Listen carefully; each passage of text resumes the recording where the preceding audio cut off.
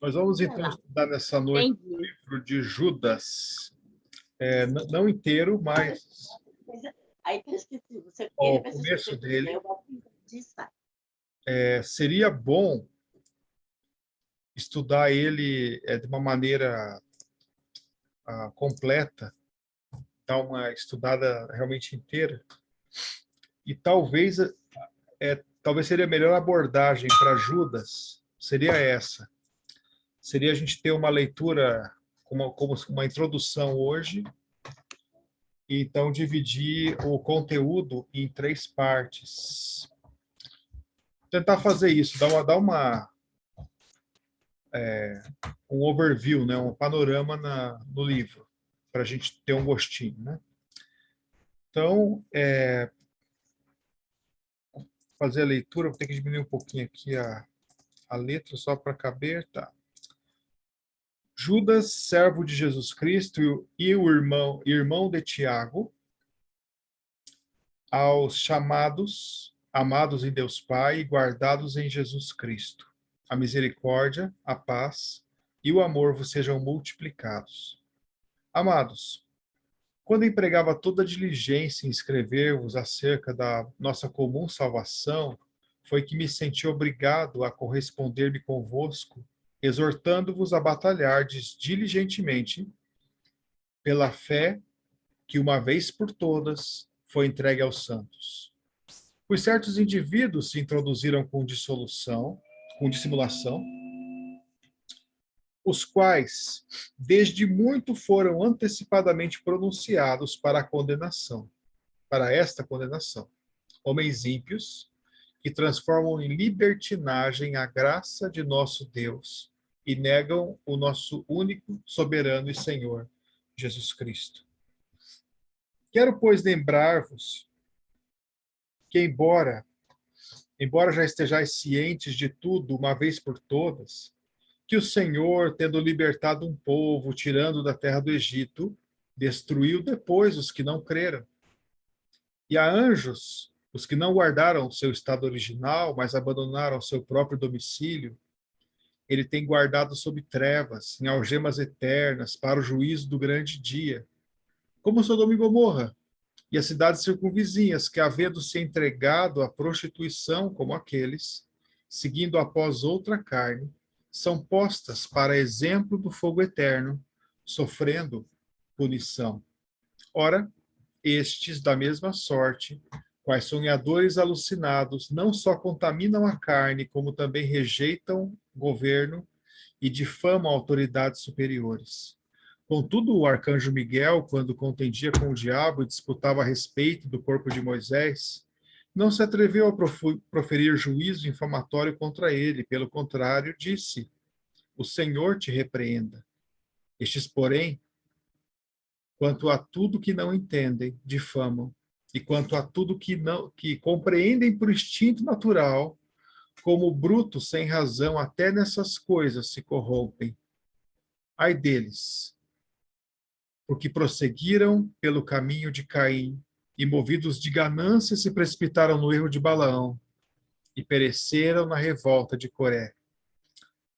Estes homens são como rochas submersas em vossas festas de fraternidade, banqueteando-se juntos sem qualquer recato, pastores que a si mesmos se apacentam, nuvens sem água, impelidas pelos ventos, árvores em plena estação dos frutos, destes desprovidas, duplamente mortas, desarraigadas, ondas bravias do mar, que espumam as suas próprias sujidades, estrelas errantes para as quais tem sido guardada a negridão das trevas para sempre.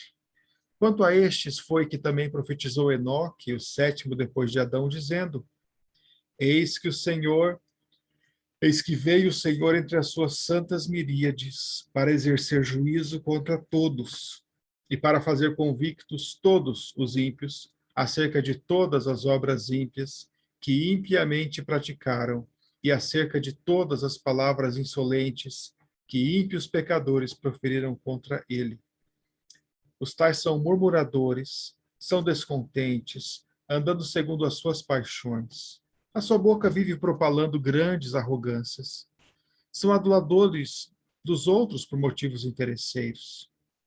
Vós, porém, amados, lembrai-vos das palavras anteriormente proferidas pelos apóstolos de nosso Senhor Jesus Cristo, os quais diziam: no último tempo haverá escarnecedores andando segundo as suas próprias paixões. São estes os que promovem divisões, são sensuais, que não têm o Espírito. Vós, porém, amados, edificando-vos na vossa fé santíssima, orando no Espírito Santo, guardai-vos no amor de Deus, esperando a misericórdia de nosso Senhor Jesus Cristo para a vida eterna.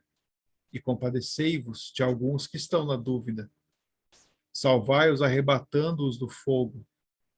Quanto a outros, sede também compassivos em temor, detestando até a roupa contaminada pela carne. Ora, há aquele que é poderoso para vos guardar de tropeços e para vos apresentar com exultação, imaculados diante da sua glória, ao único Deus, nosso Salvador, mediante Jesus Cristo, Senhor nosso. Glória, majestade, império e soberania, antes de todas as eras e agora e por todos os séculos. Amém. Vamos orar? Obrigado, Senhor, pela tua palavra, pelo livro de Judas, por esse livro que foi escrito por um homem que queria falar sobre as coisas belas, até profundas da salvação, mas que foi impelido a exortar os cristãos a batalharem pela fé, e assim somos também hoje, impelidos a, sem deixar de contemplar a tua tão grande salvação e valorizarmos o estado que o Senhor nos colocou em Cristo Jesus, mas também precisamos batalhar pela fé. Estamos em guerra também.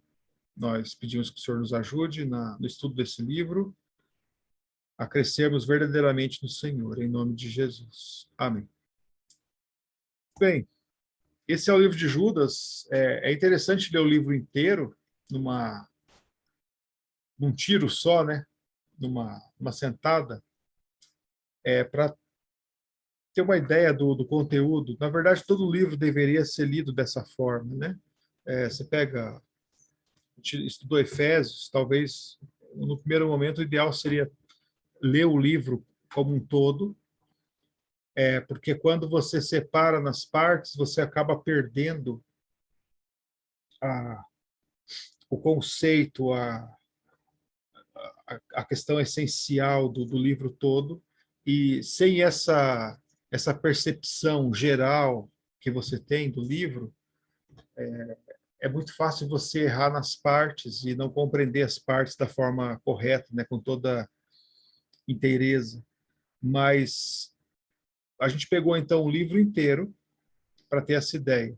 São esses 25 versículos, são versículos grandes, então a leitura ela é um pouco demorada, mas depois de ler você está entendendo o espírito da carta.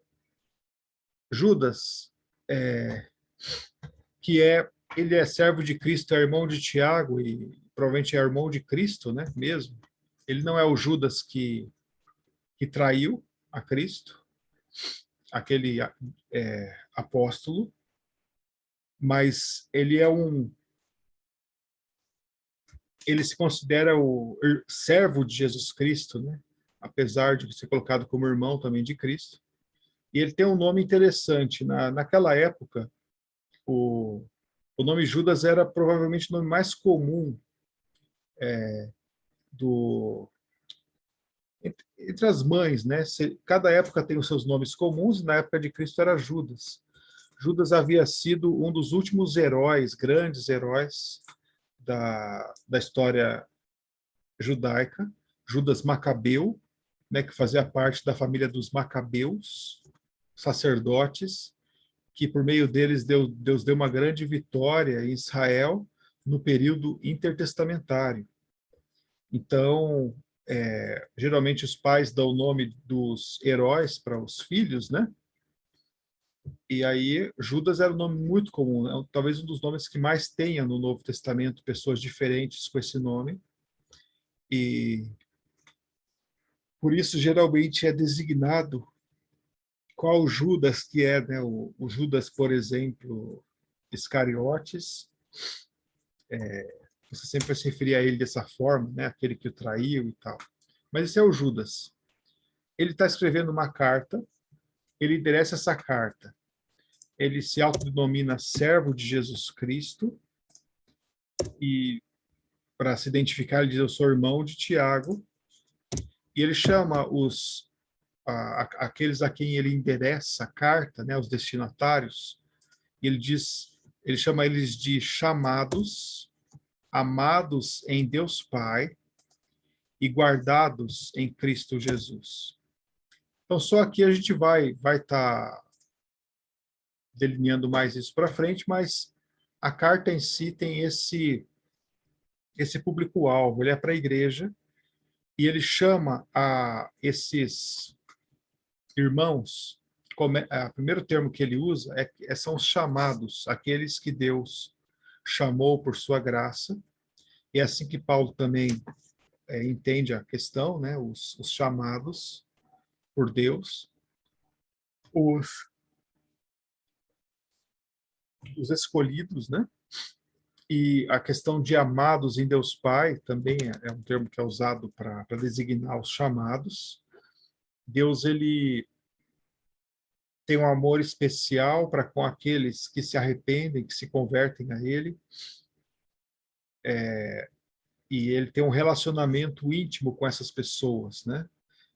Esses são os amados em Deus Pai. São as pessoas que Deus deu para Cristo, né, como um presente. E guardados em Cristo Jesus, talvez você pode pegar esse texto aqui e você vai achar uma referência paralela bem interessante no Evangelho de João, capítulo 10. Você vai ver isso aqui muito claramente, né? E ele começa a dar o gancho, né? Aqui a gente vai pular um pouquinho, a gente vai estar falando mais sobre isso, né? Vai estar descrevendo mais. Mas ele, então, quando empregava toda a diligência em escrever para eles acerca da comum salvação, né? Fazer uma carta com um conteúdo assim mais amigável, mas não é aquele amigável água com açúcar que a gente tem, mas uma carta mais palatável, né? Que as pessoas se alegrassem. Ele, por uma razão provavelmente prática, sabendo do contexto em que as pessoas estavam, dos problemas que eles estavam enfrentando, ele então fala: eu estava escrevendo isso, mas eu me senti obrigado a corresponder-me convosco, a escrever para vocês, exortando-vos a batalhar diligentemente pela fé, uma vez por todas foi entregue aos santos. Então, ele ia escrever sobre a salvação, mas ele se vê na obrigação de escrever sobre essa fé e mostrando que os cristãos, os chamados, os amados em Deus Pai, né, os guardados em Cristo Jesus, eles precisavam batalhar diligentemente pela fé, uma vez por todas entregue aos santos. O que é essa fé? A gente vai pegar alguns conceitos interessantes, dar uma geral. A fé é o conjunto daquilo que se crê a respeito de Deus, de quem Ele é e do que Ele fez e faz. É esse arcabouço de doutrinas que é dado pelas Escrituras, né? O que se pode conhecer de Deus a partir das Escrituras, e não é só algo intelectual, mas é algo interno. Você realmente acredita naquilo a ponto de ter uma vida que agrada a Deus, a desejar ter uma vida que agrada a Deus. A fé é o conhecimento de Deus diferente daquele dos demônios. Os demônios também sabem que Deus é um só, eles também tremem na presença de Deus, né? Mas isso não altera o fato deles serem demônios. Então, a ideia da fé é que, sabendo da existência de Deus, de quem Ele é, de que Ele se torna galardoador daqueles que o buscam, de que Ele vai pagar a cada um segundo o mal que fizer, segundo o bem que fizer. Então, sabendo de tudo isso, a pessoa fala, mas e daí? Né? E dá de ombros para esse conhecimento na sua vida prática. Então, o batalhar pela fé é o batalhar pelas doutrinas, é o batalhar pelo conhecimento, por aquilo que se pode conhecer na Bíblia sobre Deus e pela sua correta aplicação na vida da igreja de hoje. Essa é a fé entregue aos santos. E o nosso irmão Judas, ele vai se referir mais especificamente na carta a essa questão final, que é como entendemos que o conhecimento de Deus se encaixa com a nossa vida na igreja, como irmãos, né? Como esse conhecimento de Deus nos leva a vermos uma pessoa como um irmão ou como um incrédulo que está banqueteando conosco, vamos dizer, frequentando a igreja conosco. Então ele vai fazer essa introdução, né, esse preâmbulo, e aí ele vai começar o seu texto a citar algumas pessoas, e ele vai falar desses certos indivíduos, né, e é sobre essas pessoas que ele vai falar. Vai falar sobre homens ímpios que foram introduzidos na igreja, ou seja, o batalhar diligentemente pela fé tem a ver com não respeitar esses indivíduos que continuam a ter uma vida totalmente ímpia, são ímpios que vivem impiamente, né? Mas ao mesmo tempo que são grandes propagadores da fé, que fazem grandes discursos às vezes, ele vai acabar citando um pouco essa questão, mas que no fundo eles não creem em Deus, né? São esses homens ímpios a quem ele vai se referir aqui, e ao mesmo tempo que eles negam o nosso não a Cristo, né? Mas negam o nosso único soberano e Senhor Jesus Cristo, ou seja, negam os atributos dele aqui como soberano, aquele que governa todas as coisas, e Senhor, aquele a quem todos devem obediência e respeito, Cristo. Ao fazer isso, eles transformam a graça de Deus em libertinagem, ou seja, em licença para viver uma vida pecaminosa, licença para pecar. A graça de Deus é isso.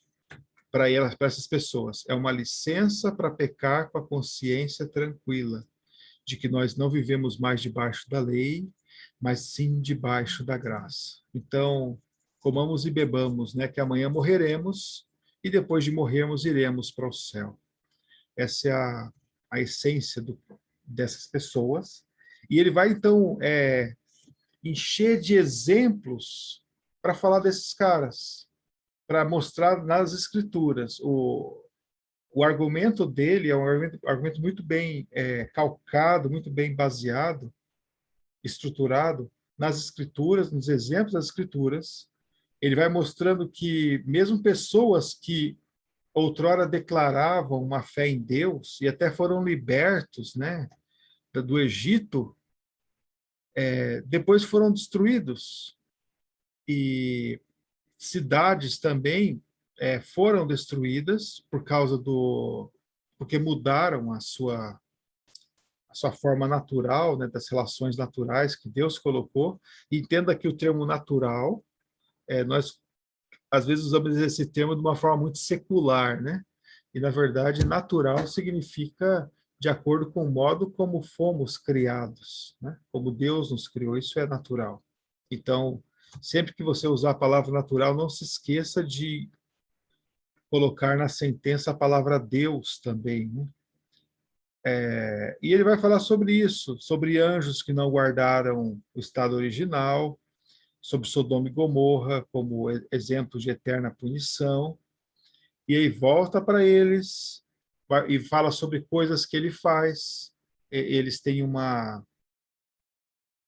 relação muito pecaminosa, né? Eles se contaminam com a carne, eles rejeitam os governos, difamam autoridades superiores. Então ele volta para exemplificar que o próprio arcanjo Miguel, quando contendia pelo corpo de Moisés, ele não se atreveu a proferir juízo infamatório, né? Mas disse: o Senhor te repreenda. Nem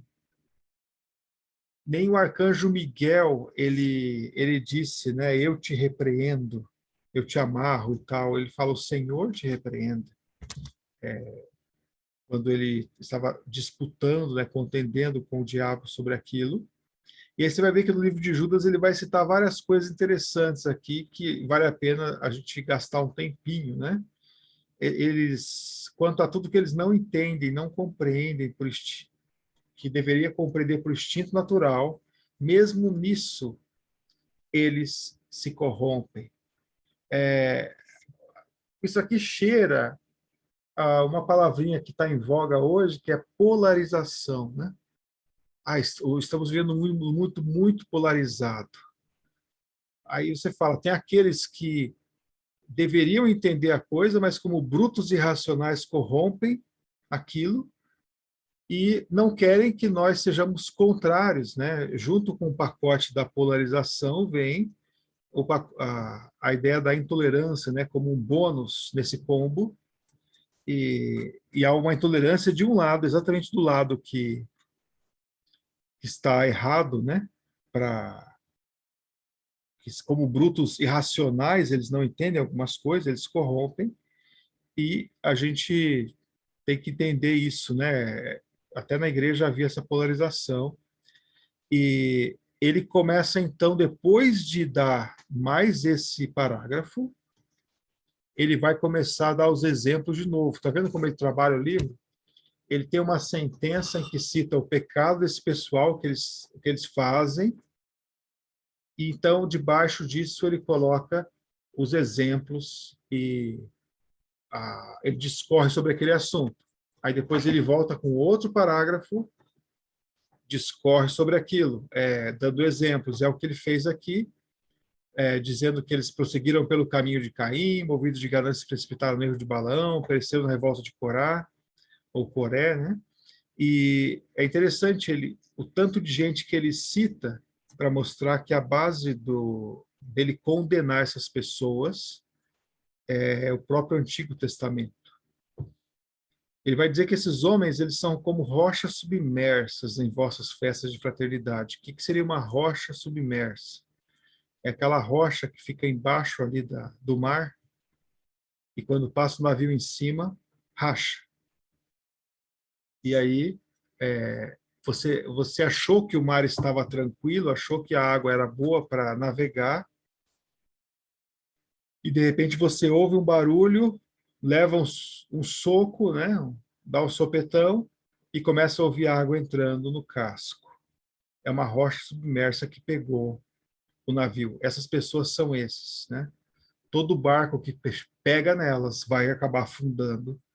E aí ele vai citar esse pessoal, são ondas bravias, né? Você, uma onda do mar que chega toda imponente, tal, com aquele barulho e simplesmente volta e traz uma sujeirinha ali para a praia, né? Essa é a ideia que ele está colocando eles. Aí, interessantemente, ele vai citar o próprio livro de Enoque, né? E ele faz questão de dizer, é aquele Enoque mesmo, lá da época antediluviana, né? Que é o sétimo depois de Adão. E isso aqui você encontra, nessa frase, você vai encontrar lá no livro de Enoque. O livro de Enoque é um livro a gente considera, né, um apócrifo.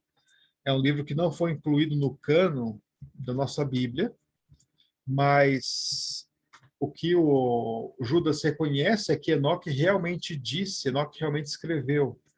O fato é que nem todo livro que foi escrito por um santo, ele teve o seu conteúdo colocado como palavra de Deus.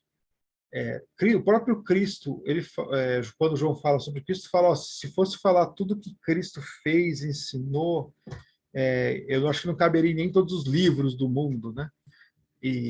Mas Deus, na sua graça, reservou ali 4 evangelhos para nos contar um pouco disso, né?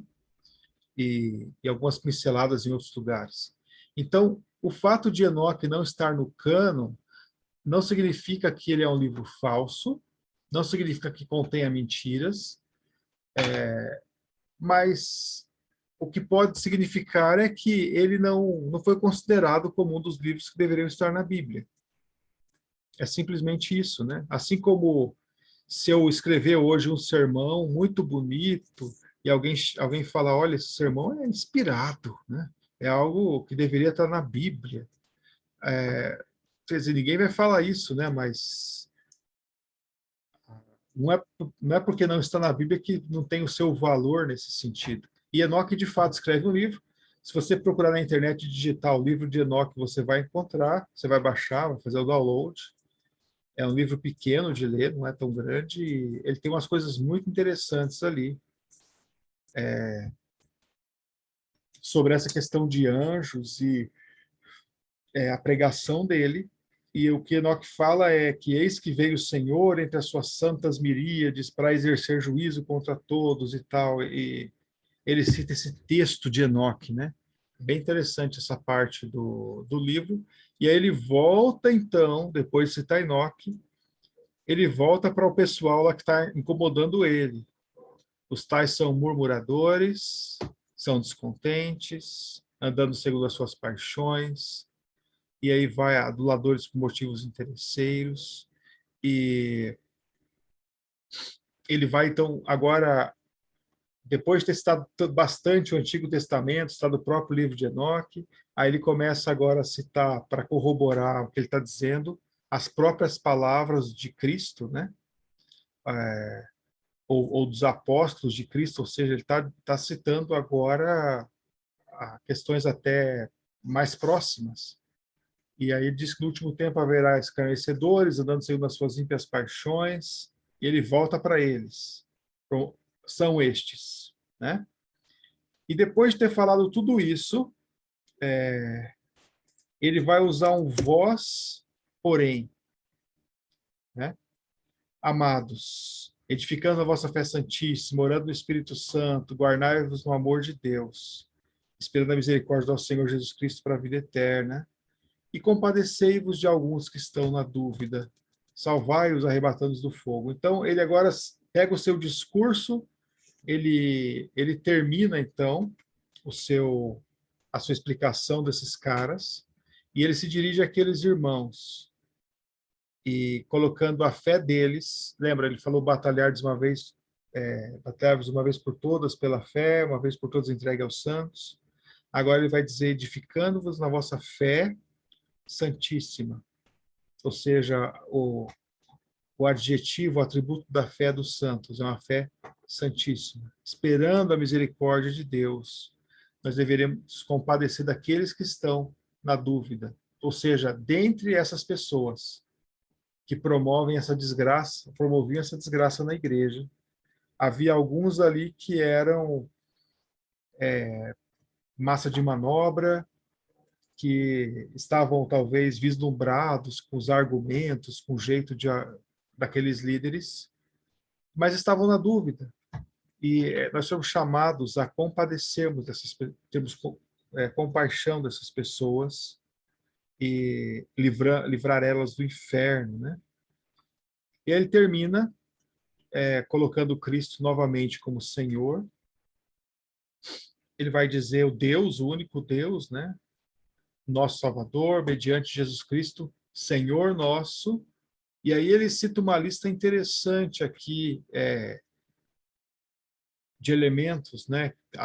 Que ele coloca na conta de Deus, né? Na conta de Cristo. Ele fala glória, majestade, império, soberania, antes de todas as eras, e agora e por todos os séculos. Amém. Então ele coloca esses elogios a Deus e coloca tudo isso, a obra de Deus, né, mediante Cristo, e cita todas essas questões, né, dizendo não só antes das eras, como agora e por todos os séculos, ou seja, ele engloba esses atributos por todas as épocas a Deus. Mas esse então é o livro de Judas, é um livro excelente que nos traz a ardência da guerra, né? Nos coloca diante dos nossos olhos a ardência da guerra e mostra que o palco dessa guerra que ele cita não são pessoas lá no mundo, mas são pessoas, são infiltrados. Então, a essência da guerra que Judas vai tratar é uma essência, é uma guerra interna na igreja, né? De pessoas que entraram lá, que de alguma forma confessaram a Deus, alguma coisa assim, estão entre os irmãos, mas que promovem tudo de errado, que não respeitam as autoridades, que não respeitam o próprio Senhor Jesus Cristo, que ensinam heresias e que são essas pedras submersas que vão destruir todos aqueles que chegarem perto. Essa é a exortação, então, de Judas, nesse seu capítulo, e a gente vai estar indo por partes para tentar apreciar e incorporar o conhecimento desse livro na nossa vida, né?